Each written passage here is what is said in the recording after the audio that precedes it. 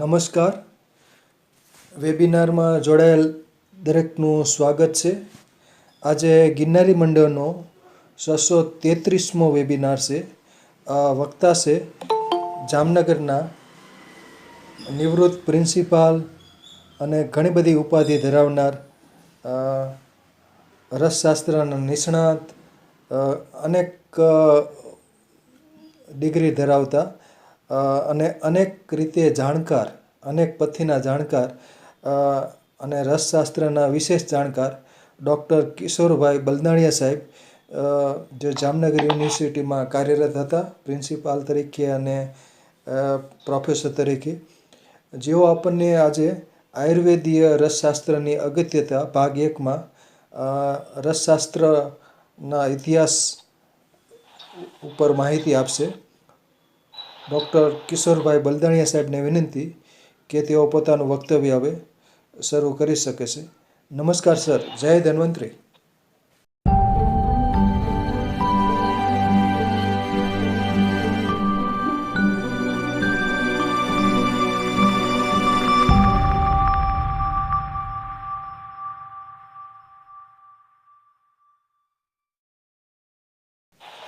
નમસ્કાર. જય ધન્વંતરી.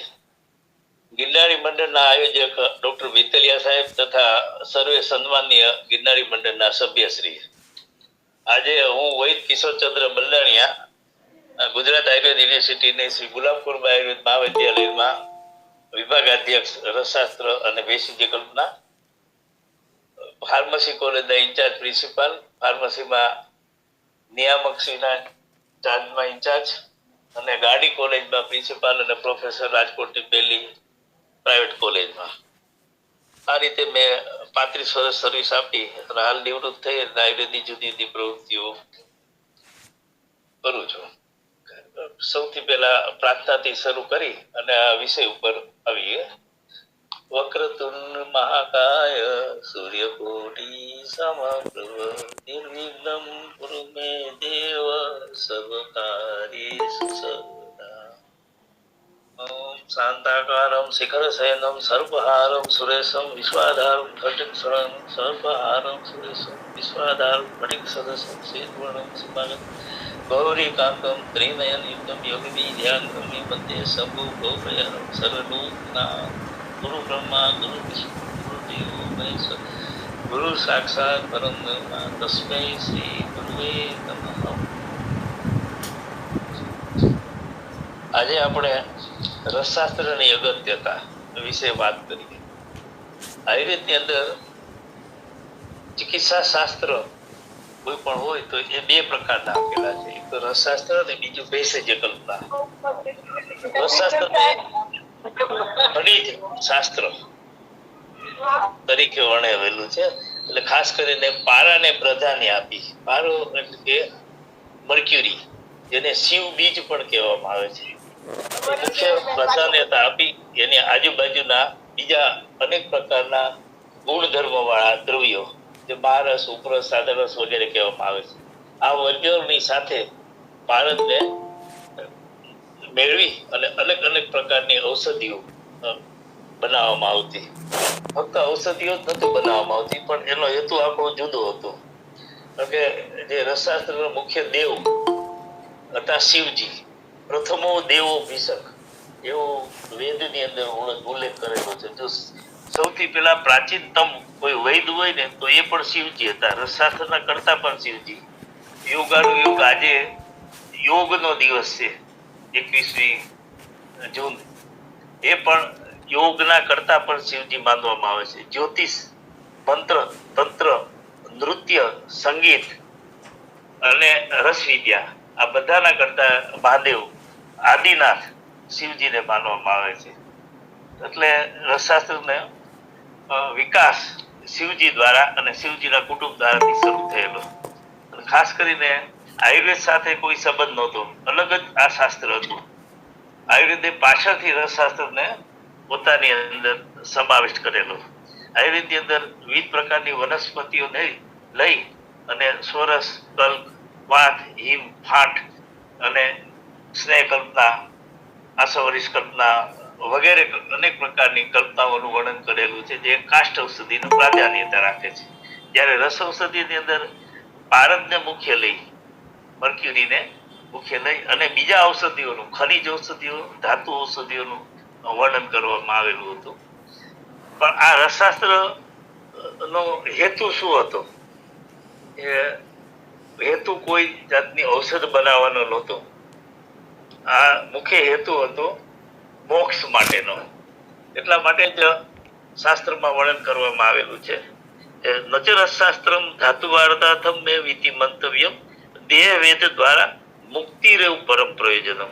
એટલે કે આ કોઈ રસશાસ્ત્ર નિમ્ન કોટીની ધાતુમાંથી ઉચ્ચ કોટીની ધાતુ એટલે કે તાંબામાંથી સોનું, કલાઈમાંથી ચાંદી, આ બધી બનાવવા માટેની વિદ્યા નથી. આ તો બાય પ્રોડક્ટમાં વિદ્યા મળી ગઈ. પણ ખાસ કરીને આ વિદ્યા મોક્ષ માટેની હતી. કારણ કે સિદ્ધોએ જોયું. સિદ્ધ એટલે શું? આપણે ત્યાં ઋષિ મુનિઓ પણ થઈ ગયા, સિદ્ધો પણ થઈ ગયા. ઋષિ મુનિ એટલે સાધના કરી અને પોતાની થર્ડ આઈ અતિન્દ્રિય શક્તિ દ્વારા જે જ્ઞાનને પ્રાપ્ત કરે એને ઋષિ મુનિ કહેવાય. સિદ્ધ એટલે પોતે જાતે મહેનત કરી, પ્રાયોગિક કર્મ અભ્યાસ કરી અને જે કાર્ય સિદ્ધ કરે એને સિદ્ધ કહેવાય. જેને અત્યારની ભાષામાં સાયન્ટિસ્ટ શબ્દ આપણે કહી શકીએ, પણ સાયન્ટિસ્ટ એ બહુ નાનો શબ્દ છે સિદ્ધ માટે. એવા ઉચ્ચ કોટીના સિદ્ધ હતા કે જે જન્મ મરણના ફેરામાંથી મુક્ત થવા માટે, મોક્ષ માર્ગમાં જવા માટે આ પ્રક્રિયા પારદ ઉપર કરતા હતા. કારણ કે એમને જોયું યત પિંડે તદ બ્રહ્માંડના સિદ્ધાંત અનુસાર સૌથી દુનિયાની અંદર ચંચલ હોય તો એ પારો છે. એવી રીતે આપણા શરીરની અંદર સૌથી જો ચંચલ વસ્તુ હોય તો એ મન છે. જો મનની સ્થિરતા કરવામાં આવે તો તો આપણે સિદ્ધિ મળી શકે. આ યોગની અંદર પણ અલગ અલગ 7 પ્રકારના સ્ટેજ આપેલા છે અને છેલ્લો સ્ટેજ સમાધિનો સ્ટેજ છે. આપ સૌ જાણો છો, એ બાબતમાં ચર્ચા નહીં કરીએ. પણ એ મનને સ્થિર કરવા માટે યોગનો સારામાં સારો માર્ગ છે. પણ એક માર્ગ આ પારા દ્વારા સ્થિરતા પ્રાપ્ત કરવાનો આ સિદ્ધો એ શોધ્યો. તો એ સિદ્ધો ગામથી દૂર એકાંતમાં રહેતા, જંગલોમાં રહેતા અથવા ગુફાઓમાં રહેતા અને ધૂણા ધખાવી અને જુદા જુદા પ્રયોગો ધાતુઓ ઉપર, પારાઓ ઉપર, ખનિજો ઉપર આ રીતે કરી અને એ લોકો સિદ્ધિ પ્રાપ્ત કરવાનો પ્રયત્ન કર્યો. એટલે એમને જોયું કે પેલા દેહને સીધો સીધો પ્રયોગ કરવામાં નથી આવતો. અત્યારે ગિનીપિગ્સ વગેરે દ્વારા સસલાને, ડોગને, રેટને આ ઉપર પ્રયોગ કરી અને હિંસક કામકાજ કરવામાં આવે છે ફાર્માકોલોજી. અને જ્યારે એ લોકો જોયું કે આપણે શરીર ઉપર કોઈ પણ ધાતુ લેવા કે ભસ્મ લેવી કે પારો લેવો, એ પહેલા એને ટેસ્ટ કરવો પડે. તો શેમાં ટેસ્ટ કરવો? પ્રથમો લોહે પરીક્ષણ તતો અનંતરમ દેહે. એટલે પહેલા લોહ ઉપર પરીક્ષણ કરવામાં આવે, પછી દેહ ઉપર પરીક્ષણ કરવામાં આવે. એવું કંઈક આપણે કરીએ. એટલે એ લોકો એવું સંશોધન કરવા માંડી ગયા કે પેલા લોહવાદ આવ્યો. લોહવાદ એટલે કે નિમ્ન કોટીની ધાતુમાંથી ઉચ્ચ કોટીની ધાતુની પ્રાપ્તિ કરવી. એના માટે lower metal converted into higher metals. તો એના માટે એ લોકોએ પ્રયત્ન શરૂ કર્યા અને એમાં જ્યારે જ્યારે સફળ થયા ત્યારે એ લોકો દેહ ઉપર પણ એનો પ્રયોગ કરતા ગયા.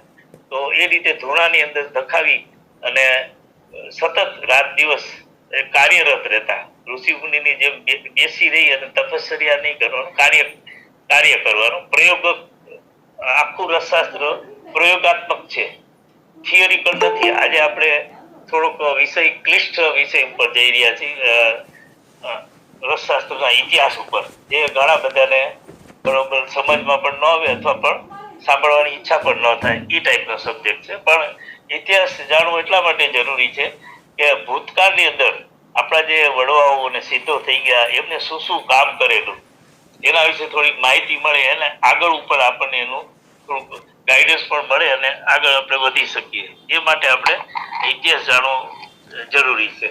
એ લોકોએ આ પારાના પ્રયોગ કરી અને સિદ્ધિ તો મેળવી લીધી, સોનું બનાવી લીધું, ચાંદી બનાવી લીધું. પણ એ લોકો કોઈને કહેવા માટે ના પાડતા.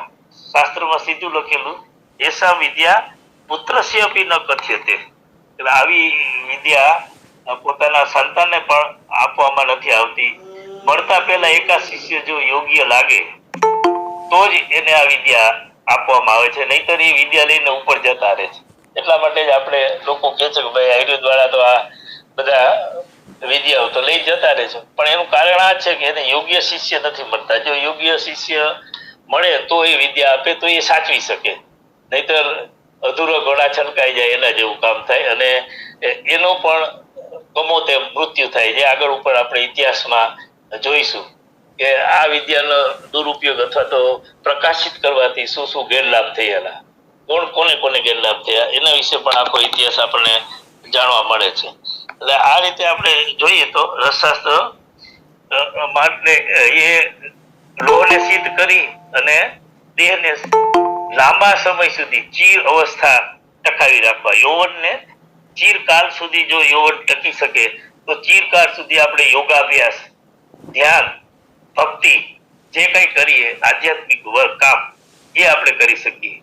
તો દેહને લાંબો સમય ટકાવવા માટે એને સ્થિર ધાતુથી, બીમારી નહીં, બીમારી ન હોવો જોઈએ દેહની અંદર, અને દેહને ટકાવવાનો અને સ્થિર આસન ઉપર બેસી અને યોગાભ્યાસ દ્વારા આપણે મુક્તિ મેળવવાનો પ્રયત્ન કરવા માટે. તો એને એ લોકોએ પેલા લોહ સિદ્ધિ કરી અને પછી દેહ ઉપર એના અલગ અલગ પ્રકારના પ્રયોગ કરી અને આયુષ્યને વધાર્યું. રસેશ્વર દર્શનની અંદર આનું વિસ્તૃત વર્ણન મળે છે. એટલે એ રીતે જોવા જઈ તો ભારતને પ્રધાન આપી અને ભારત ઉપર એના સંસ્કારો કર્યા. પેલા શોધન કર્યું, પછી સંસ્કારો, 18 પ્રકારના સ્વેદન, મર્દન, મૂર્છન, પાતન, રોદન, નિયમન, દીપન વગેરે 18 થી અને કેટલાક શાસ્ત્રોમાં 19 પ્રકારના સંસ્કારોનું ભારતનું વર્ણન કરવામાં આવેલું છે. એટલે એ ભારત ત્યાર પછી ધાતુ પરિવર્તન કરવાને યોગ્ય થઈ જાય છે, જેને આપણે લોહ સિદ્ધિ કહી છે. અને ત્યાર પછી પરિવર્તન થયા પછી એ ઔષધિનો દેહની ઉપર પ્રયોગ કરી અને એના દ્વારા મોક્ષ મેળવવાનો આ લોકોનો મુખ્ય ઉદ્દેશ્ય હતો, જેને આપણે સિદ્ધ કહીએ છીએ. તો એ સિદ્ધો કેટલાક સફળ પ્રયોગો થયા, કેટલાક અસફળ પણ થયા. ધૂણાની અંદર ઘણી બધી ધાતુઓની ભસ્મ પડી હોય તો એમની પાસે ઘણા બધા લોકો પણ આવતા, જે લોકો દીપ દુખી અને અલગ અલગ રોગોથી પીડાતા હોય અને વનસ્પતિજન્ય ચિકિત્સાથી એને પ્રભાવ ન પડતો એવા ઉચ્ચ સાધ્ય અથવા અસાધ્ય દર્દીઓ પણ એમની પાસે આવતા.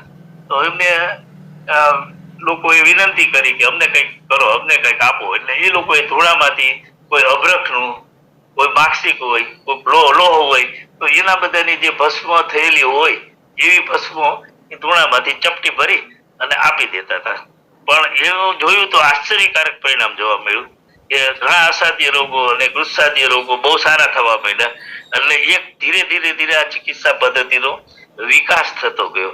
એટલે આ રસશાસ્ત્રનો ધીરે ક્રમશઃ વિકાસ થઈ અને આ તે ચિકિત્સા એટલે તાત્કાલિક ઇમરજન્સી મેડિસિન તરીકે પણ એ આગળ વધવા મળી ગઈ. ત્યાર પછી એના સુવર્ણ યુગ નાગાર્જુન નામના ગુરુ થઈ ગયા. જેમ શિવજી એ આદિ દેવ છે, જ્યારે આદિ ગુરુ નાગાર્જુન છે. એના સમયની અંદર 8મી શતાબ્દીથી 12 કે 13 શતાબ્દી સુધી વધુમાં વધુ રસશાસ્ત્રનો સુવર્ણ કાળ હતો. એટલે એ કાળને સુવર્ણ કાળ જ કહી શકાય, કારણ કે સોનું બનાવવાની વિદ્યા એ લોકો પાસે સહજ હતી. અનેક પ્રકારના ગ્રંથોની અંદર અલગ અલગ સોનું બનાવવાની વિદ્યાઓનો પણ ઉલ્લેખ કરેલો છે.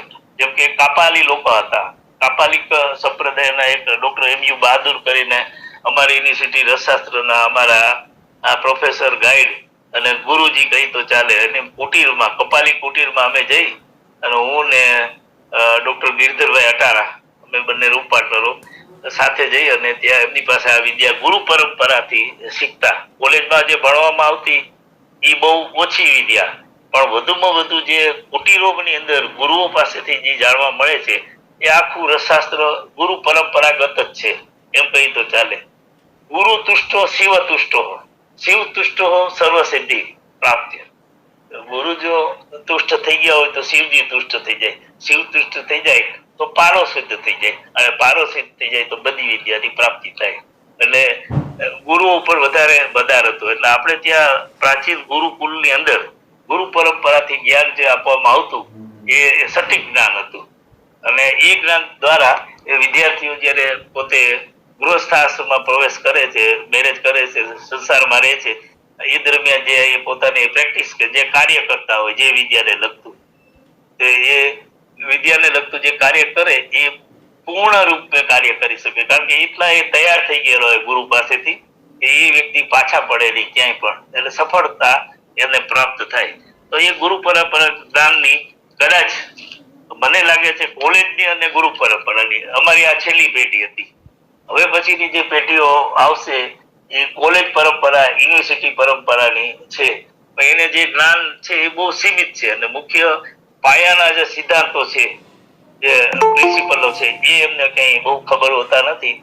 ફક્ત ગોખણિયું જ્ઞાન પ્રાપ્ત કરી અને ડિગ્રી લઈ અને ફાર્મસી વાળા એમાં લોકો જે કઈ દવાઓનું સૂચન કરે એ દવા લખે અને પ્રેક્ટિસ કરે ને મજા કરે, આ ટાઈપનું. પણ જે પરંપરાગત જે આધ્યાત્મ જ્ઞાન સાથેનું જે આ જ્ઞાન રસશાસ્ત્રનું હતું એ હવે લુપ્ત પ્રાય થતું ગયું. હજુ પણ મને ખ્યાલ છે ત્યાં સુધી અમુક ગુરુઓ જે જંગલોમાં રહેતા હોય, કુટીરોમાં રહેતા હોય અથવા તો આશ્રમોમાં રહેતા હોય, એમની પાસે જે જ્ઞાન છે એવું જ્ઞાન કોઈ યુનિવર્સિટીમાં કે કોઈ રસશાસ્ત્રના વિભાગમાં અત્યારે પણ નથી એવું હું કહી શકું.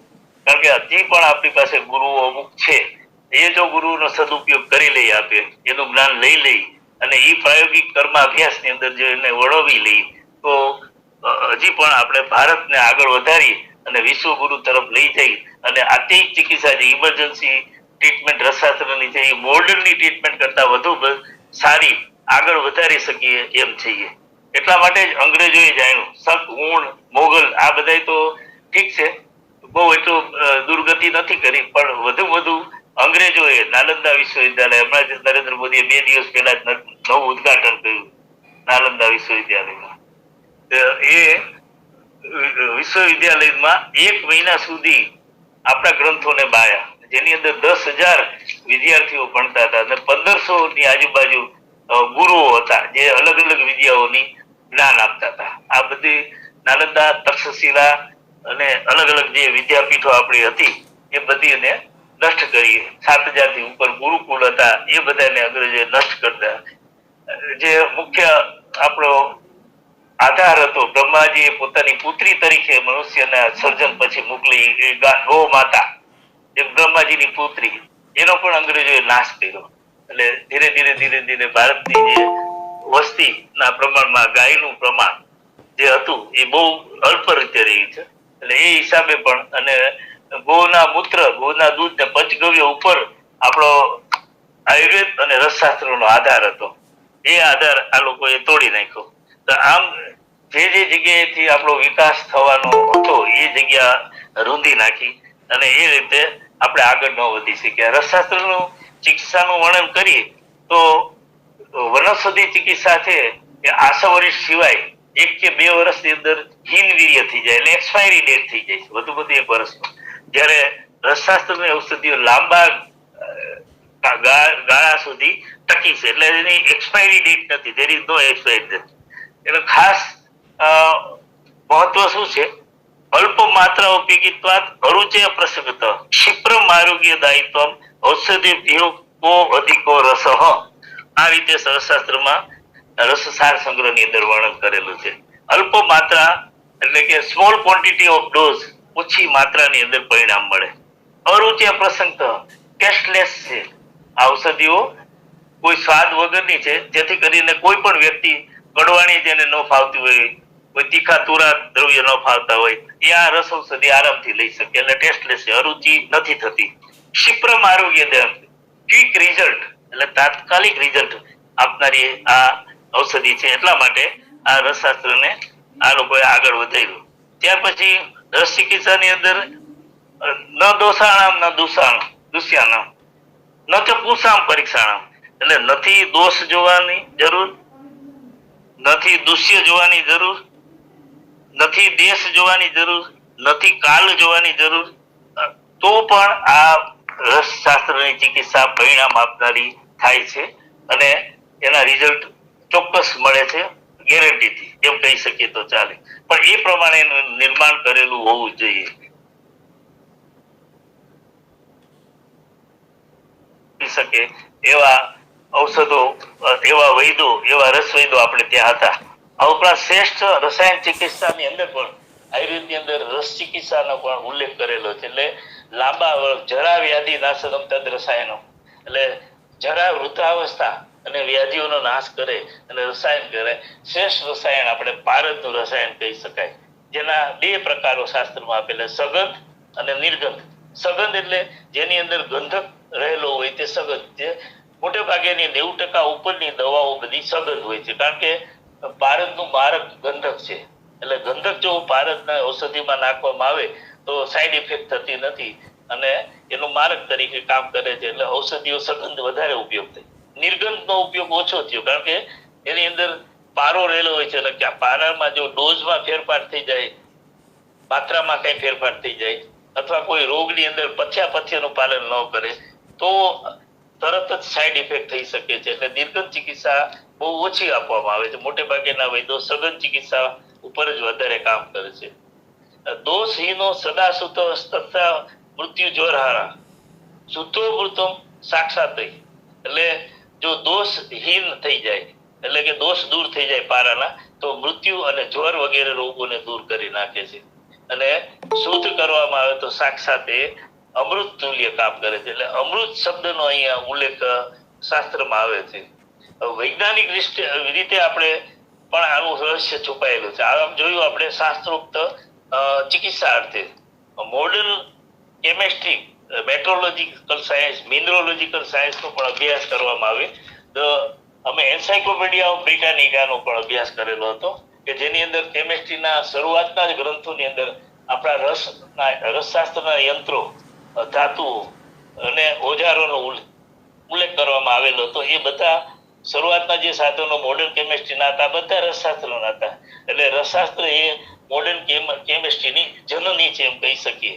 તો આ રીતે રસશાસ્ત્રને આસુરી માનસી દેવી ચિકિત્સા ત્રિવિધ, એટલે આસુરી એક ચિકિત્સા જેને સર્જરી કહેવામાં, માનુષી ચિકિત્સા જેને કે વનસ્પતિ ચિકિત્સા, દેવી ચિકિત્સા એટલે કે રસશાસ્ત્રને કહેવામાં આવે છે. એટલે રસશાસ્ત્રને દેવી ચિકિત્સાની અંદર ઉલ્લેખ કરેલો છે.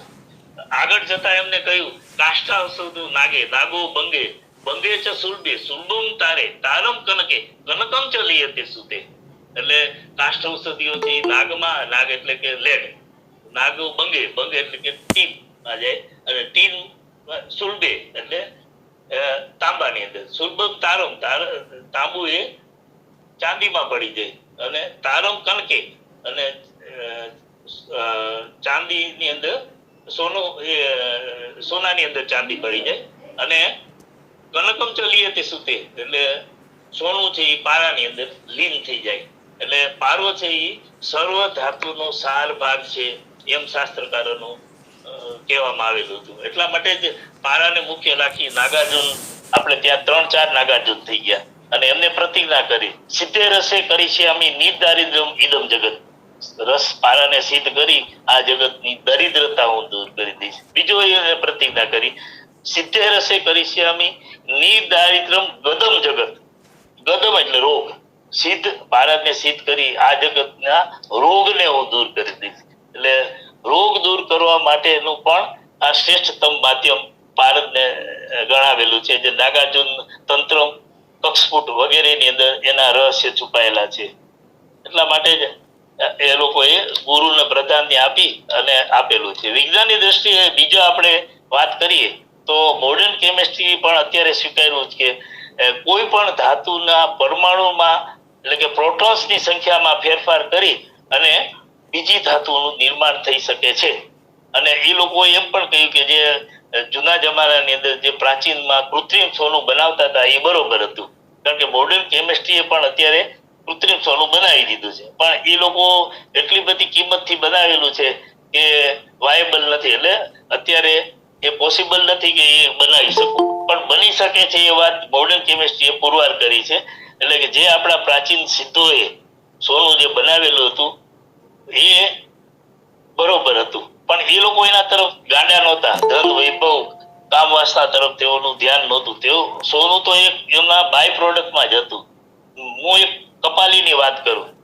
કપાલીઓ જંગલમાં રહેતા હતા, પછી ગુફાઓમાં રહેતા હતા. અમુક પ્રયોગ કરવા માટે ગુફામાં રહેવું પડે, વરસાદ વગેરે, પવન વગેરેના હિસાબે.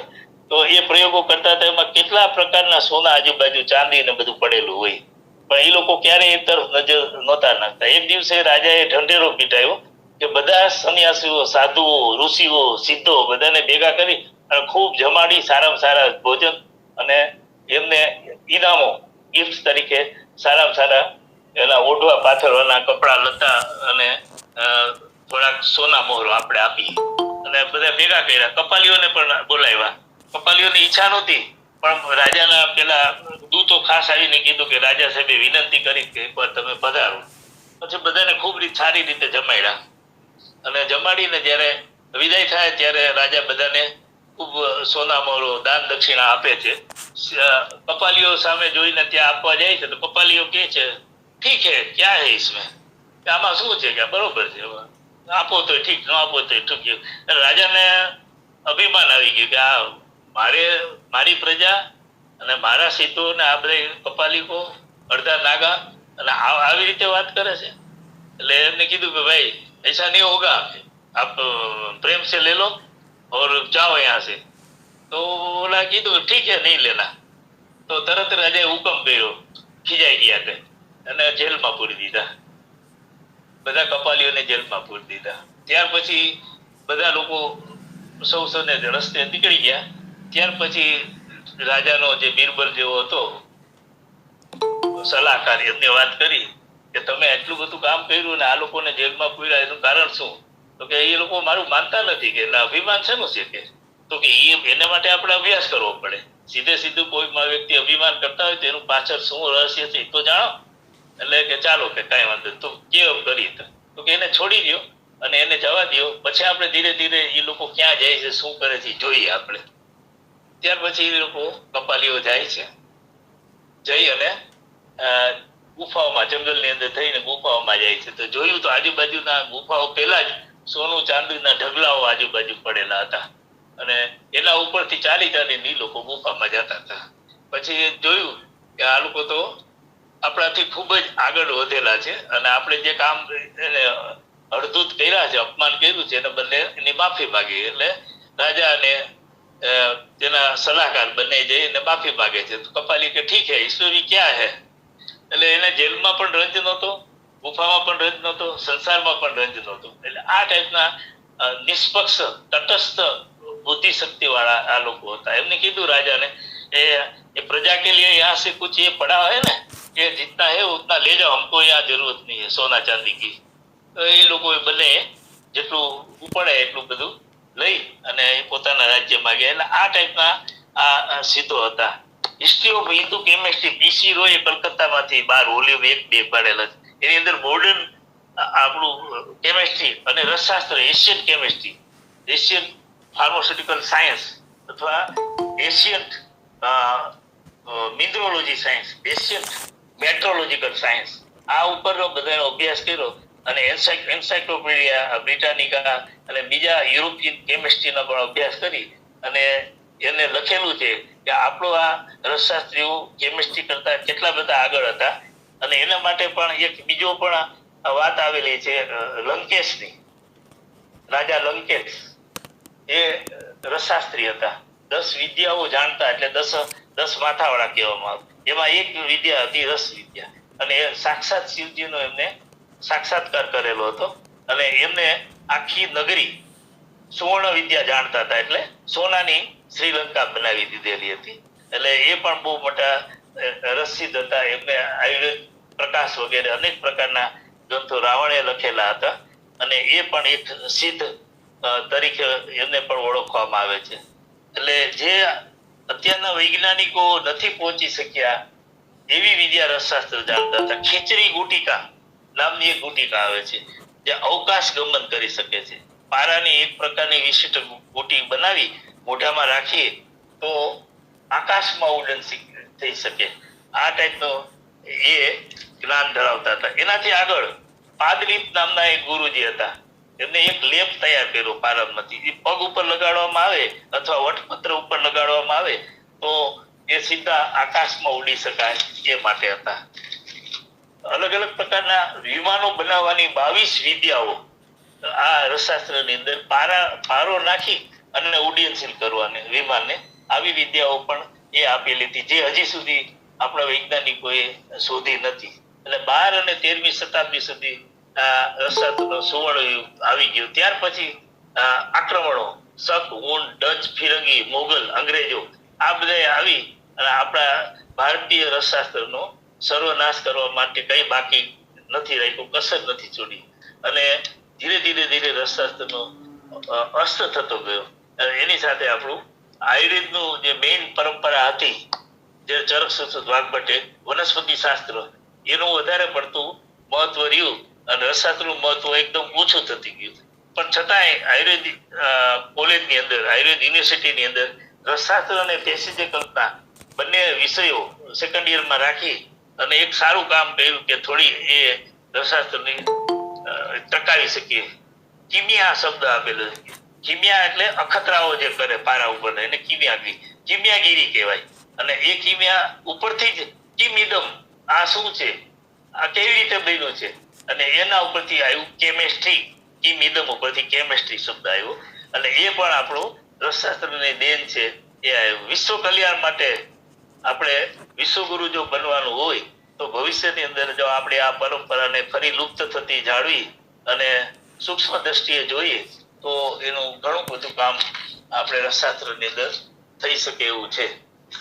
તો આ જોયું આપણે પૂર્વ ભૂમિકા. હવે રસશાસ્ત્રનો થોડો ઇતિહાસ જોઈએ તો વેદોની અંદર રસશાસ્ત્રના દ્રવ્યો, ખનિજો, ધાતુઓ અને દિવ્ય વનસ્પતિઓનું ઘણો વર્ણન કર્યો. રસશાસ્ત્રની અંદર રસ, મારક વર્ગ વનસ્પતિ, દિવ્ય વનસ્પતિઓનો વર્ગ ખૂબ જ વર્ણન સારું છે, જે બીજી કોઈ દ્રવ્ય ગુણ કે બીજા આયુર્વેદના કોઈ ગ્રંથમાં નથી. એવી વનસ્પતિઓનું વર્ણન રસશાસ્ત્રની અંદર આપેલું છે. ભવિષ્યમાં આપણે એના વિશે પણ ચર્ચા કરશું. તો આ વેદોમાં છૂટાછવાયા ઔષધિઓનો પ્રયોગ રસશાસ્ત્રમાં જોવામાં આવે છે, જેની અંદર જોઈએ તો એ વખતે સૌથી જુદા વેદો લખવામાં આવેલા હતા, પણ રસશાસ્ત્રનો ત્યારે વિકાસ નતો થયો. છૂટાછવાયા ધાતુ અને પેલી ખનિજોનો ઉપયોગ કરવામાં આવેલો. એની અંદર જોઈએ તો રસશાસ્ત્રના ઇતિહાસમાં 4 પ્રકારના સિદ્ધ થઈ ગયા. મેં અગાઉ વાત કરી સિદ્ધની, તો દેવ સિદ્ધ થઈ ગયા, જેમાં શિવજી અને તેનું કુટુંબ મુખ્યત્વ છે, જેને મહેશ કહે છે. રસતંત્રમ નામના 25,000 શ્લોકનું શિવજીએ વર્ણન કરેલું છે. ઉમાજી, પાર્વતીજીએ રસોપનિષદની અંદર 6,000 શ્લોકનું વર્ણન કરેલું છે. ત્યાર પછી વિવાહે ગણેશજીએ મહોદય રસતંત્રમાં 10,000 શ્લોકોનું વર્ણન કરેલું છે. કાર્તિકેય રસોદર તંત્રમાં 8,000 શ્લોકોનું વર્ણન કરેલું છે. પછી નંદિકેશ્વર, બ્રહ્માજી, વિષ્ણુ, ભૈરવ વગેરે દેવોએ મળી, દત્તાત્રેય, વીરભદ્ર, બૃહસ્પતિ, ચંદ્રમા વગેરે મળીને 1 કરોડની આસપાસ શ્લોકો રસ ગ્રંથો ના લખેલા છે. તો આ રીતે દેવોએ ખૂબ રસશાસ્ત્ર ઉપર કામ કર્યું. ત્યાર પછી એવા દૈત્ય, જેમાં ગુરુ હતા શુક્રાચાર્ય, એના સિવાય બલિરાજા, લંકેશ, બાણાસુર, એના દૈત્યના આ ગુરુઓ હતા. એમને પણ રસશાસ્ત્રના જુદા જુદા ગ્રંથોની સારી રચના કરી. ત્યાર પછી આવ્યા મુનિસિદ્ધ, જેમાં અગસ્ત્ય, કપિલ, વાલખિલ્વ, ભાલુકી, માંડ્ય, વ્યાડી વગેરે રસગ્રંથોની રચના કરેલી હતી. ત્યાર પછી એવા માનવ સિદ્ધ, રસરત્ન સમુચ્ચય અધ્યાય 1માં આપેલું છે કે નાગાર્જુન સૌથી પહેલા એના ગુરુ તરીકે માનવામાં આવે છે. બાકી તો આદિમાં ચંદ્રસેન, કપાલો વિશાળ, કપાલો મત માંડવ્ય, ભાસ્કર સુરસેન, રત્નકોશો શંભુ, કપિલ ગોવિંદો, નાગબોધો, કંકદ, વશિષ્ઠ, એટલે 27 સિદ્ધો, કુલ 84 સિદ્ધોનું વર્ણન કરવામાં આવેલા છે. એમાં 27 તો આપણા રસ સિદ્ધ હતા. એટલે સિદ્ધ એટલે યોગ બળથી અનેક પ્રકારની સિદ્ધિઓ પ્રાપ્ત કરી અને પ્રાયોગિક કર્મ અભ્યાસ કરે એને સિદ્ધ કહેવાતા. મહાસિદ્ધ જેઓ હઠયોગની પ્રક્રિયાથી શરીરને દ્રઢ કરી અને આત્મચિંતન કરી મહાસિદ્ધિ પ્રાપ્ત કરતા અને મોક્ષ પ્રાપ્ત કરતા, એની સંખ્યા મહાસિદ્ધની 31 ગણવામાં આવેલી છે. એમાં 31 માંથી 21 તો રસશાસ્ત્રી હતા. એમાં આદિનાથ, મંથન ભૈરવ, સુરાદન, કપાલી, કાકચંડેશ્વર, ભાલુકી, નરદેવ વગેરે હતા. નાથ સિદ્ધ, નાથ સંપ્રદાય એક આપણે ત્યાં થઈ ગયો, જે પોતાના નામ પાછળ નાથ શબ્દ વાપરે. હઠયોગ પ્રદિકામાં નાથ સિદ્ધોનું વર્ણન જોવા મળે છે. જેમ કે આદિનાથ, મત્સ્યેન્દ્રનાથ, ગોરખનાથ, મીનનાથ, નિત્યનાથ, બિંદુનાથ, ભૈરવનાથ વગેરે. તો મત્સ્યેન્દ્રનાથના ચેલા હતા ગોરખનાથ. એમને પણ સારામાં સારી ગોરખ સંહિતા લખેલી હતી. એ અલભ્ય છે અને બહુ ઓછી જગ્યાએ એ મળે છે, પણ એ પણ અધૂરી પ્રમાણમાં મળે છે. રસગ્રંથોમાં શિવજી કરતા અને ગુરુ તરીકે આદિગુરુ નાગાર્જુન તો મોખે છે જ, પણ એના સિવાય આ ઘણા બધા સિદ્ધોએ કામ કરેલું. એમાં નાગાર્જુનમાં 4 પ્રકારે નાગાર્જુન આપણા શાસ્ત્રમાં ઇતિહાસમાં જોવા મળ્યા. રસશાસ્ત્રનો અત્રિદેવ વિદ્યાલંકાર નામના એક બહુ બૃહદ રસશાસ્ત્રનો ઇતિહાસ છે અને પ્રિયવત શર્માજીનો આયુર્વેદનો ઇતિહાસ છે. આ બે ઇતિહાસના પૃષ્ઠભૂમિ જોઈએ તો એની અંદર આ બધા અલગ અલગ પ્રકારના સિદ્ધો અને નાગાર્જુનોનું વર્ણન પુષ્કળ પ્રમાણમાં જોવા મળે છે. એમાંથી અમુક અંશે હું અહીં રજૂ કરું છું. પ્રથમ નાગાર્જુન ઈસવીસન પૂર્વે 100 વર્ષ પૂર્વે રાજા સાતવાહનના મિત્ર થઈ ગયા એક નાગાર્જુન હતા. તે રસાયણ વિદ્યાના પારંગત હતા. સાલવાહન રાજા ખૂબ દાની હતા અને વીર હતા અને એમના રાજ્યની અંદર એનો કોષ ભરેલો જ રહેતો. અને જ્યારે કોષ ખાલી થયા ત્યારે આ નાગાર્જુન શૈલ પર્વત ઉપર જઈ અને સોનું બનાવીને આવતા અને એ સોના દ્વારા આખા રાજ્યની સમૃદ્ધિ પ્રાપ્ત થતી. 400 વર્ષ એ જીવા એવું મનાય છે. અને મયુર વિદ્યા અને અનેક પ્રકારના મંત્રોના ગ્રંથો તેઓએ લખેલા છે. ત્યાર પછી દ્વિતીય નાગાર્જુન એટલે બીજા નાગાર્જુન. આ નાગાર્જુન 8મી શતાબ્દીની અંદર થઈ ગયા એવો ઉલ્લેખ છે. અને તે વિદર્ભ દેશ નામના એક ધનાઢ્ય બ્રાહ્મણ હતા. એ ધનાઢ્ય શબ્દ આપ્યો છે.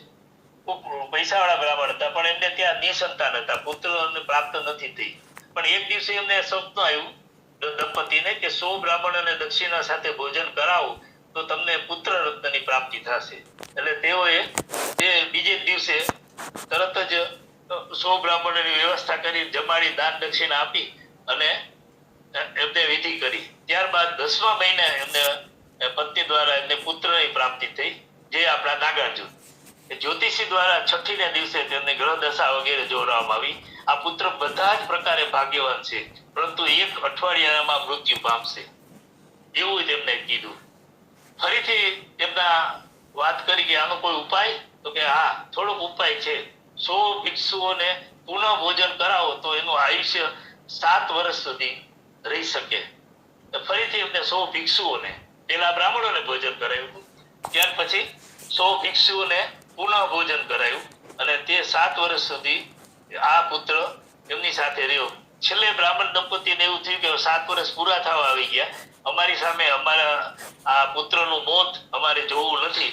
એટલે તેમને જંગલમાં અનુચરોને કહી અને જંગલમાં મૂકવાની વાત કરી અને એ પુત્રને જંગલમાં મૂકી આવ્યા.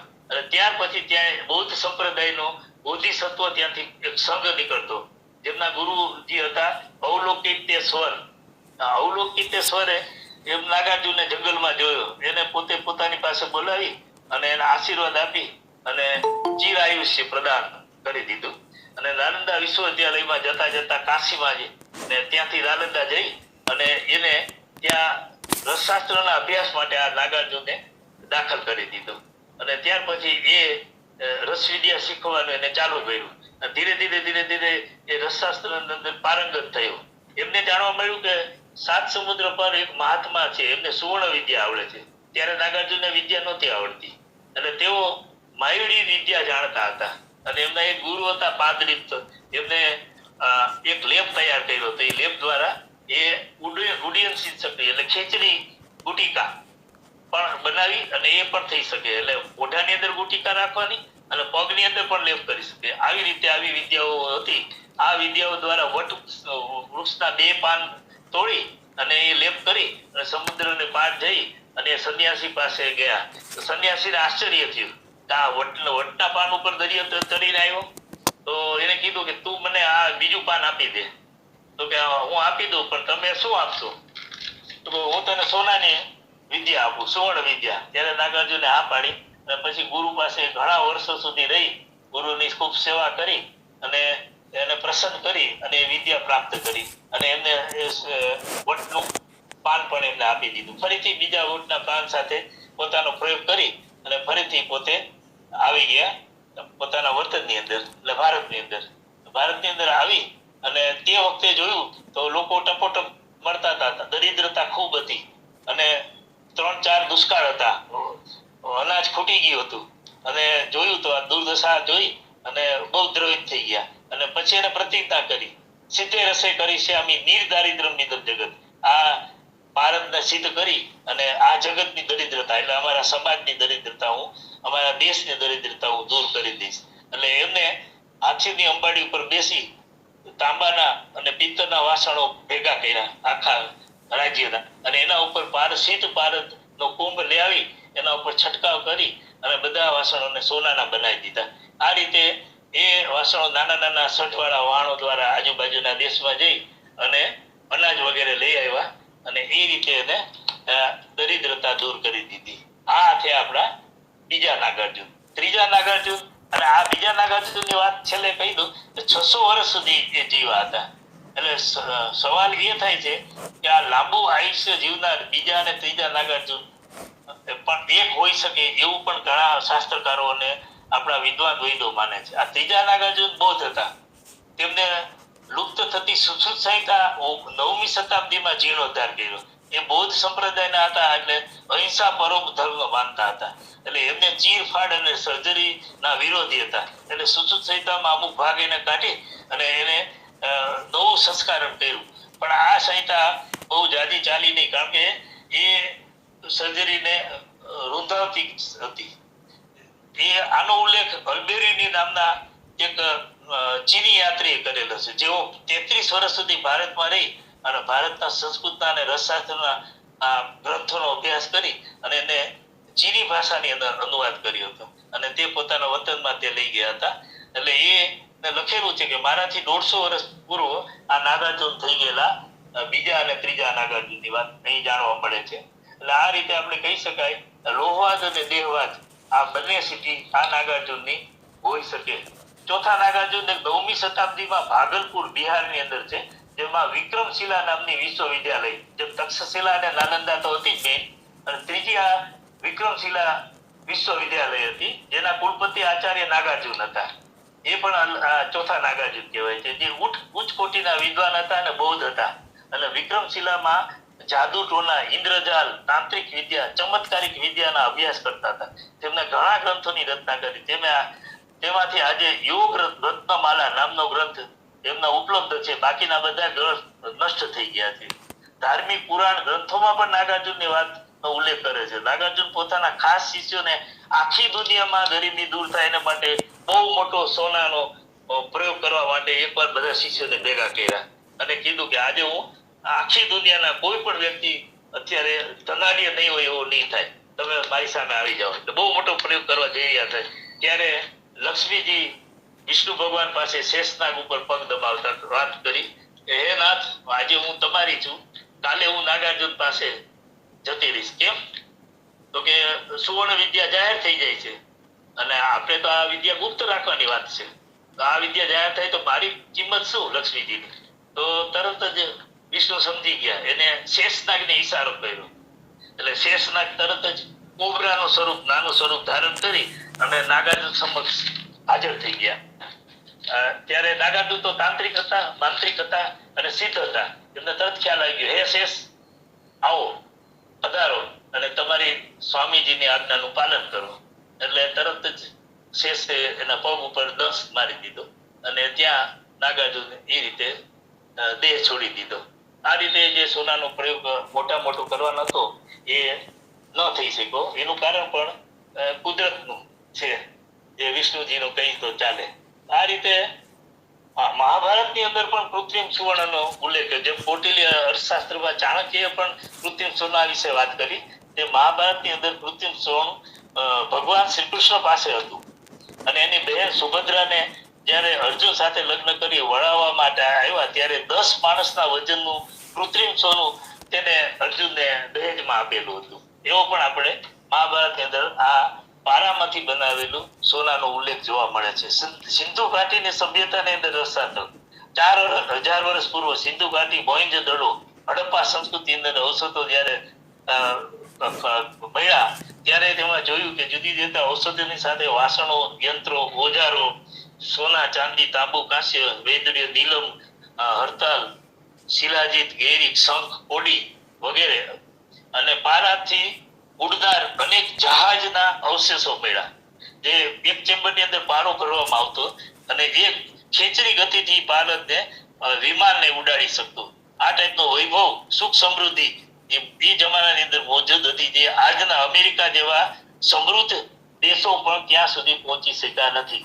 આ રીતે આપણે જોઈએ તો સિંધુ ઘાટીની અંદર પણ સભ્યતા ખૂબ જ આગળ રસશાસ્ત્રને જોવા મળે છે. આયુર્વેદ સંહિતાની અંદર રસશાસ્ત્રનો ઉલ્લેખ, ચરક સંહિતાની અંદર 1200 ઈસવીસન પૂર્વેમાં ચરક સંહિતા, જેને ખનિજોમાં શિલાજીત, હડતાલ, મનસ્વીર, તુથ, સુવર્ણ, વાક્ષિક, આ ગંધર્વ, પ્રજન, લોહ, પિત્તળ, તામ્ર, કસ્ય, વાસણો બધી અલગ અલગ પ્રકાર, હીરા, મોતી, સૂર્યકાંત, ચંદ્રકાંત, આ બધા ધાતુઓ અને તેલ તક્રમાં શોધન કરવાની વાત પણ ચરક સંહિતાની અંદર આપેલી છે. એ રીતે ધીરે ધીરે કુસવન માર્ગ એટલે બાળકને પ્રાપ્તિ માટે, ખાસ કરીને પુરુષ બાળકની પ્રાપ્તિ માટે સોના અને ચાંદીની મૂર્તિઓ બનાવી અને ગાયના દૂધમાં છમકારીને આપવામાં આવતી. આ વાતનો પણ ચરક સંહિતાની અંદર 8મા અધ્યાયની અંદર સારી સ્થાનમાં ઉલ્લેખ છે. સુશ્રુત સંહિતાની અંદર પણ 1000 વર્ષ પૂર્વ ચરક પછી સુશ્રુત થઈ ગયા. તેમને બાહ્ય પ્રયોગાર્થ ઘણા બધા પ્રયોગો જોવામાં આવ્યા છે. એ સિવાય તેને સુવર્ણ, રજત, તામ્ર, લોહ, નાગ, બગ, તામ્ર, રત્નો વગેરેનું પણ સુશ્રુત સંહિતાની અંદર જોવા મળે છે. એમને ખાસ કરીને બાળકોને સોનાનો ઘસારો, જેને best vaccine of the world કહી શકાય, જેને આપણે અત્યારે સુવર્ણપ્રાસ તરીકે ઓળખીએ. સોનાની ઓરિજિનલ ભસ્મ હોય અને એની અંદર મેથી ઔષધિઓ, બ્રાહ્મી, જટામાસી, સપુષ્પી, વચા વગેરે દ્રવ્યો નાખી અને આ સુવર્ણપ્રાસ જો બનાવવામાં આવે વિધિવત અને એનો ઉપયોગ કરવામાં આવે તો આખી જિંદગીમાં એક જ વખત બાળકને જો આપવામાં આવે તો કોઈ પણ મોડર્નના વેક્સિન લેવાની જરૂર નથી, એવું આપણે ગેરંટીથી કહી શકીએ. ઘણા બધા અમારા નજીકના વ્યક્તિઓ હોય અને અમારી સાથેના વ્યક્તિઓ હોય, એના બાળકોને કોઈ પણ જાતના વેક્સિન સુવર્ણપ્રાસ આપવા સિવાય આપવામાં આવેલ હતા અને એમને કોઈને કોઈ પણ જાતની તકલીફ નથી. બધા 30, 35, 40 વર્ષ સુધીના થઈ ગયા છે. અષ્ટાંગ હૃદયની અંદર ચરક સુશ્રુતના અનુયાયી હતા, એટલે અષ્ટાંગ હૃદયની અંદર વિવિધ પ્રકારના અંજન, હડતાલ, સ્ફટિકા, કાશી, શુક્ર ધાતુ, ભંગ વગેરેનો ઉપયોગ પણ કરેલો છે. શુક્ર વધારવા માટે પણ ભંગનો અષ્ટાંગ હૃદયમાં કરેલો છે. વ્યાડી નામના એક 9મી શતાબ્દીમાં ગુરુ થઈ ગયા, જે તિબેટમાં હતા. તેમને રસસિદ્ધ પારો અને ધાતુવાદના ગ્રંથો લખી ઈરાની યાત્રી અલબુરની, જે 11મી શતાબ્દીમાં મોહમ્મદ ગજની સાથે એની સેના સાથે ભારત આવ્યો હતો અને એને અભ્યાસ કરીને કીધું કે આ વ્યાડી નામના આ ગુરુ તિબેટમાં હતા અને એમને પાસે ખૂબ જ રસશાસ્ત્રનું જ્ઞાન હતું. 33 વર્ષ ભારત રહ્યા અલબુરીને, અને એને પોતે ઈરાની ભાષાની અંદર પોતે ગ્રંથ લખ્યા હતા. આ રીતે આપણે એ લોકોએ કોપી કરી અને વિદેશોમાં લઈ ગયા. ગુપ્તકાળ કોટલી અર્થશાસ્ત્રની અંદર પણ જે આગળ વાત કરી એમાં આ રસશાસ્ત્રનો વધારે ઉલ્લેખ મળે. વારા મીર નામના એક 5મી શતાબ્દીના જ્યોતિષ આચાર્ય હતા. તેઓ જ્યોતિષી સિવાય આયુર્વેદના પણ વિદ્વાન હતા. તેમને વિવિધ ધાતુ, પારો, શિલાજીત વગેરેનો ઉપયોગ કરી અને આપેલો છે. 5 મિનિટ વધારે લઈ શકું હવે? હા, ચોક્કસ 10 મિનિટ 15 મિનિટ જેટલું લેવું એટલું લઈશ.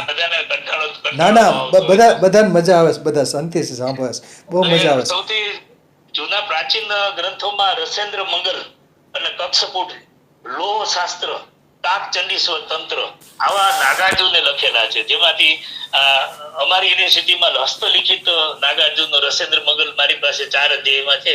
બાકીના 4 અધ્યાય અમેરિકા પાસે છે. અમારા વાઇસ ચાન્સલર ત્યાં દ્વિવેદી સાહેબ ગયેલા અમેરિકા, ત્યારે એમને લાઇબ્રેરીમાંથી માંગણી કરી પણ એ લોકોએ ના પાડી કે અમે આ નહીં આપી, કે જે આગલા 4 કરતા પાછલા 4 ઉપર બહુ વધારે વજન સારું હતું નાગાર્જુનનું રસેન્દ્ર મંગલમાં, પણ એ આપણને મળી શક્યું નથી.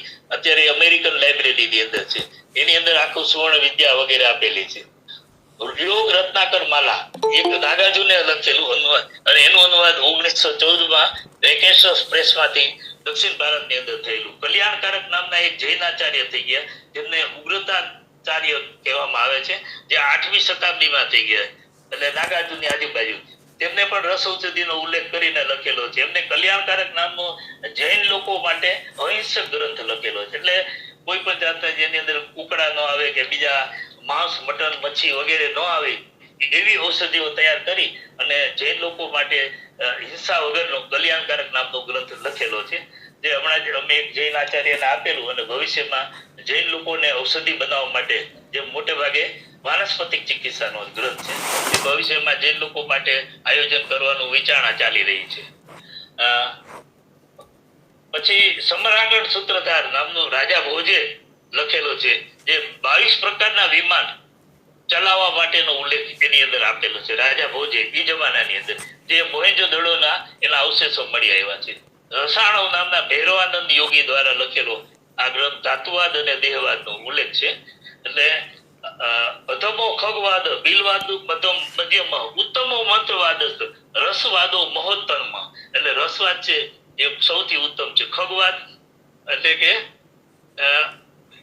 જ્યોતિષશાસ્ત્ર, બિલવાદ એટલે કે વનસ્પતિ શાસ્ત્ર, મંત્રશાસ્ત્ર અને મંત્રશાસ્ત્રથી પણ ઉત્તમ રસવાદ છે એમ આ ગ્રંથમાં કહેલું છે. રસાણોની અંદર રસ હૃદય તંત્ર ભગવત ગોવિંદ આચાર્ય દ્વારા લખેલો આ ગ્રંથ છે, જે 10મી શતાબ્દીમાં લખેલો છે. એની અંદર અદ્ભુત ભારતના સંસ્કારોનું વર્ણન કરેલું છે. એટલે સૌથી સારામાં સારા ભારતના સંસ્કારો માટે અમે જો પસંદ કર્યો હોય તો રસ હૃદય તંત્ર નામનો ગ્રંથ. ત્યાર પછી ગોરખનાથે ગોરખ સંહિતા નામનો ગ્રંથ લખ્યો. આ પણ બહુ ઓછા લોકો પાસે લગભગ અલભ્ય છે અને જે પાસે છે પૂરી નથી. એની અંદર ખેચરી ગુટિકા, ઉપુક્ષિત પારસ, સ્વર્ણ નિર્માણ, 84 સિદ્ધોની ગણનામાં પણ આ ગોરખનાથનો નાગાર્જુનની સાથે સમાવેશ થાય છે.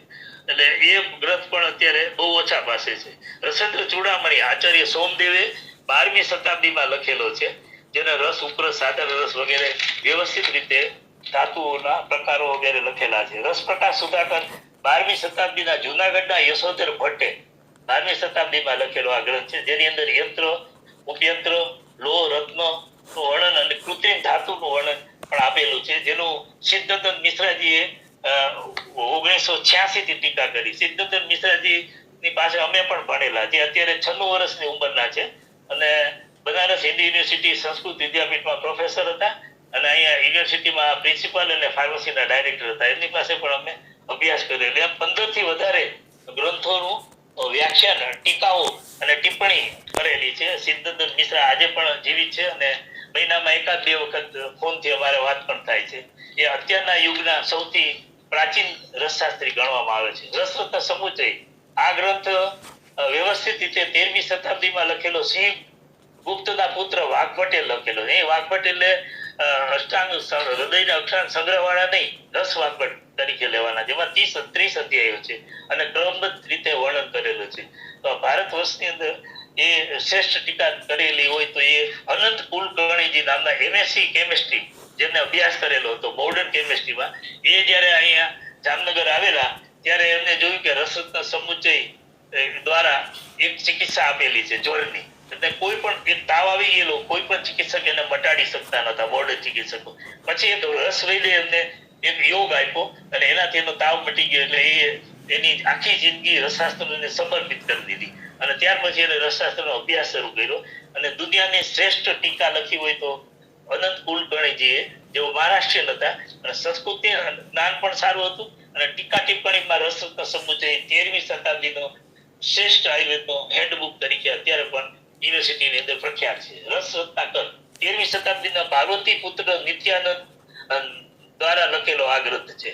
વાદીખંડ, રસાયણખંડ વગેરેનું આનંદખંડ 16મી શતાબ્દીનો આ ગ્રંથ દક્ષિણ ભારતમાં મદ્રાસ દ્વારા 1952માં પ્રકાશિત થયેલો છે. શેર પર્વત ઉપર બેસી અને આ ગ્રંથની રચના કરવામાં આવે છે.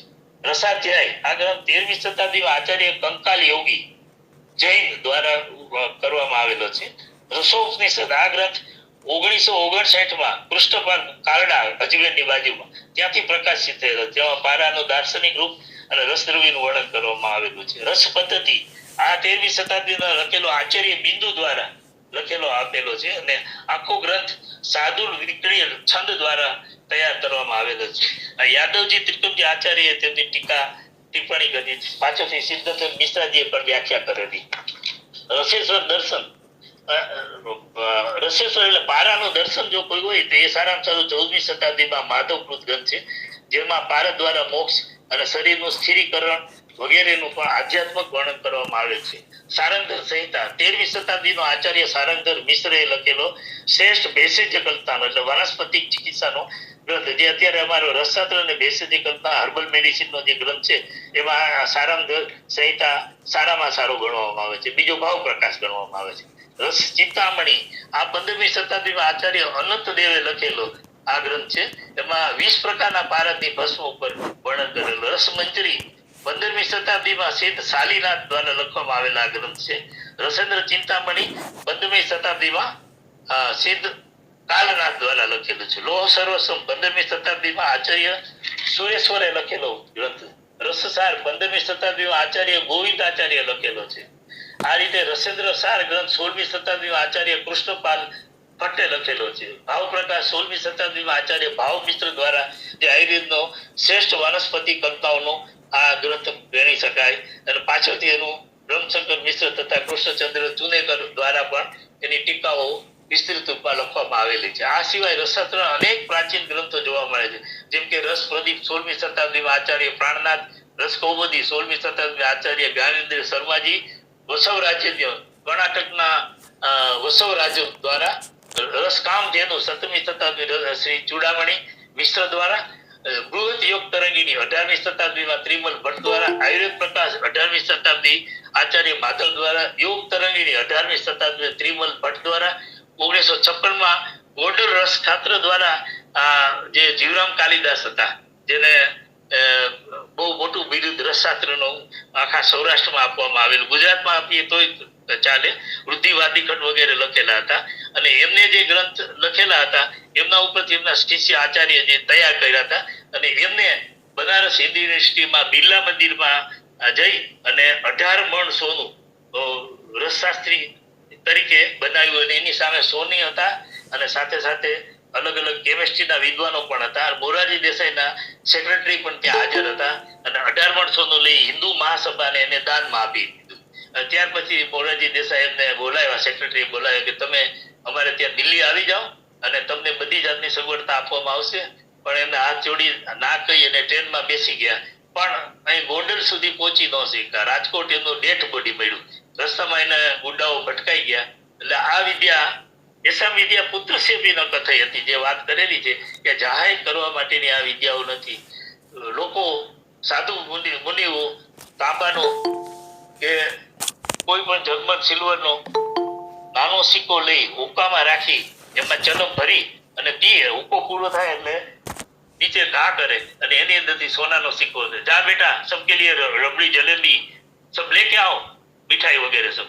તો એ રીતે સાધુ સંન્યાસીઓ પોતાની ધોતીમાં નાની, અમારા ગુરુજીએ વાત કરી એ પ્રમાણે પારદ ભસ્મની શીશી રાખતા સફેદ કલરની, અને એ ધોતીની અંદર વળની અંદર ચડાવી દેતા, કોઈને દેખાય નહીં. અને એમાંથી એક સળી ભાર લઈ અને એ તાંબા ઉપર રાખી અને ગરમ કરે એટલે એ તાંબુ સોનું થઈ જતા. એવા પ્રત્યક્ષ દાખલાઓ અમારા જે ગુરુજીએ જોયેલા છે એ દાખલાઓ પણ અહીં ઘણા બધા છે, પણ એમાંથી આ મેં તમને રજૂ કર્યા. આ રીતે બૃહદ રસશાસ્ત્ર સુંદર મથુરાના દત્ત ચોલે લખેલી. રસતનગીણી 20મી શતાબ્દીમાં સદાનંદ શર્માજી, રસ જનરેટી કલકત્તામાંથી ભૂદેવ મુખર્જી દ્વારા, history of Hindu chemistry EC Roy દ્વારા, રસયોગ સાગર સૌથી મોટો યોગોનો ગ્રંથ, સૌથી મોટા હોય તો એ રસ યોગ સાગર ભાગ 1-2 1927 થી 30માં પ્રસિદ્ધ થયેલા. એવું રસામૃત યાદવજી ત્રિકોજી આચાર્ય બે બહુ સારા લખી, એક રસામૃત અને એક સિદ્ધ યોગ સંગ્રહ.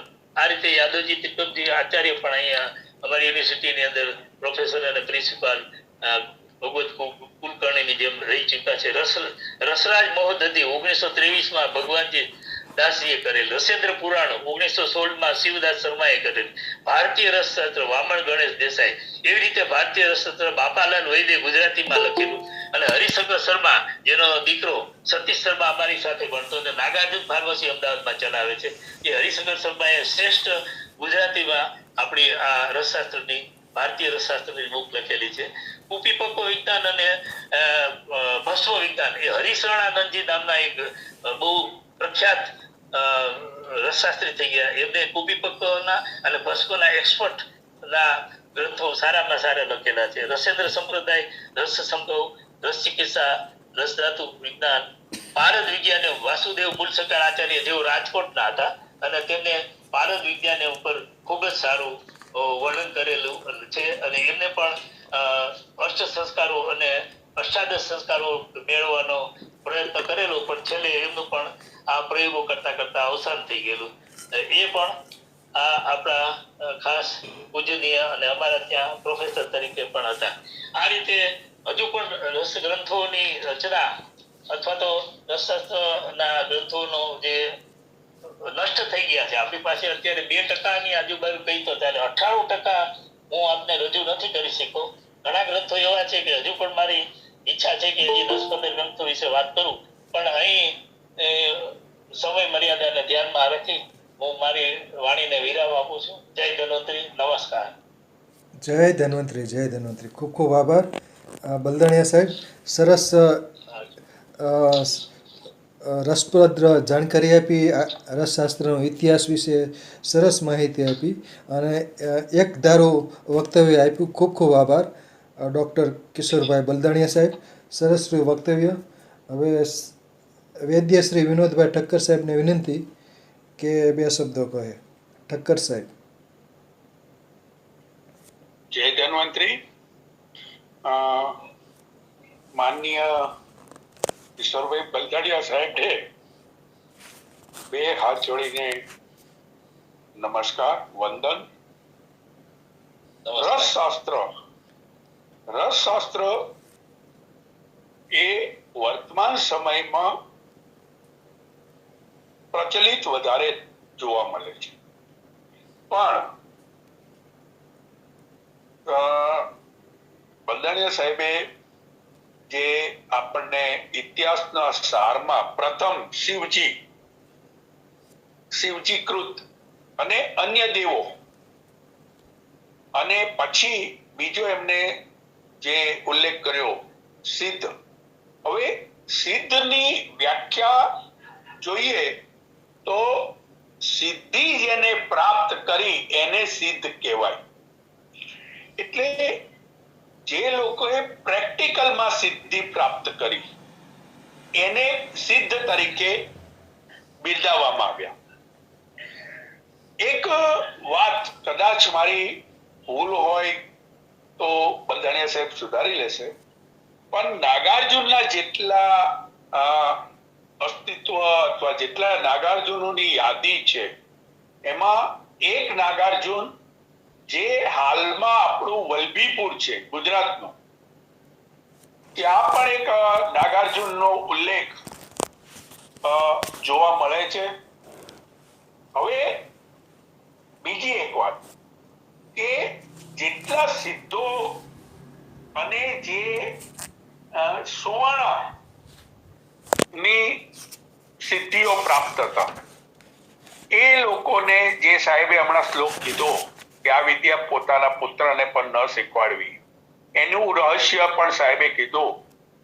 પણ જે સિદ્ધો આ વિદ્યાની અંદર પારંગત હતા એ સિદ્ધોએ આનો અંગત ઉપયોગ ક્યારેય નથી કર્યો.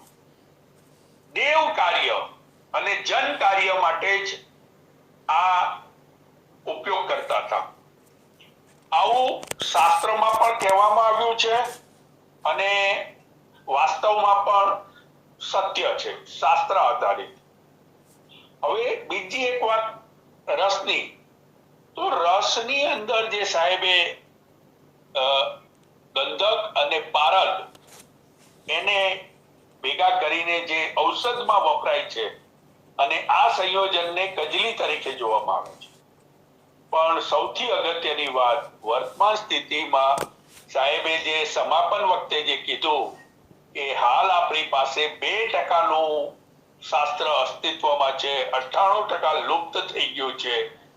આ જે અને બીજી એક વાત એમણે કીધી કે ગુરુ પરંપરા અને યુનિવર્સિટીની પરંપરા, કોલેજની પરંપરા, આ બેની વચ્ચે પણ એક મોટી લાંબી ભેદરેખા છે. જ્યાં સુધી આ ઔષધોની વાત આવે છે ચિકિત્સકની રીતે, તો જ્યાં સુધી ગુરુની દેખરેખ નીચે પૂર્ણ અભ્યાસ વગર, પૂર્ણરૂપે શોધન, મારણ, મર્દન, પટ અને જેને બીજું જે કઈ સંસ્કારો જે કહેવાય એ સંસ્કારો યથાયોગ્ય ન કરવામાં આવે તો આ વિષક પરિણામ પણ આપી શકે છે. કદાચ સાહેબે ઇશારામાં એ કીધું, હું સ્પષ્ટતા કરીને કહું છું કે આવા રસ ઔષધો જો શાસ્ત્ર સિદ્ધ પ્રયોગોને જેવી રીતે બનાવવામાં ન આવે તો વિપરીત. સાહેબે બીજી પણ એક બહુ સરસ વાત કરી કે ઇમરજન્સીમાં વાપરતા હતા, સીધો ભસ્મ રૂપે આપતા હતા. આજે એ ભસ્મ રૂપે આપે એટલે એને ડબ્બા ડબ્બી નહોતા ભરી આપતા, એની એક લિમિટ માત્રા હતી, એ માત્રા આપીને છૂટા થઈ જતા હતા. આજે સ્થિતિ પ્રમાણે અવિવેકથી કહો કે જે પણ આપણે સમજીએ, રસ ઔષધનો પ્રયોગો વધારે વિવેકહીન થઈને વપરાય છે. એ પણ આપણા માટે એક વિચારવાની માગી લે એવી વાત છે. બાકી લાંબુ ન કહેતા, હજી સાહેબ બીજો અધ્યાય લેવાના છે, લાંબુ ન કહેતા મારી વાણીને વિરામ આપું છું. અસ્તુ. ખૂબ ખૂબ આભાર વૈદ્ય શ્રી વિનોદભાઈ ઠક્કર સાહેબનો. આપણે ત્યાં ઘણી બધી વિદ્યાપીઠ હતી, જેમ કે બલદાણિયા સાહેબે ઉલ્લેખ કર્યો, નાલંદા વિદ્યાપીઠ, તક્ષશિલા વિદ્યાપીઠ, વલ્લભી વિદ્યાપીઠ, કાશી વિદ્યાપીઠ, વિક્રમશિલા વિદ્યાપીઠ, આવી બધી ઘણી બધી વિદ્યાપીઠો અસ્તિત્વ ધરાવતી હતી, જેમાં સારું એવું શિક્ષણ આયુર્વેદનું, રસશાસ્ત્રનું અપાતું હતું. હવે શ્રી દિનેશભાઈ બી ખાટ સાહેબને વિનંતી કે બે શબ્દો કહે. ખાટ સાહેબ, ખાટ સાહેબ અનમ્યુટ થઈ અને બે શબ્દો કહો. ખાટ સાહેબ, ખાટ સાહેબ અનમ્યુટ નથી થતા. તો સરસ રહ્યું વક્તવ્ય. ખૂબ ખૂબ આભાર બલદાણિયા સાહેબનો. સરસ સરસ.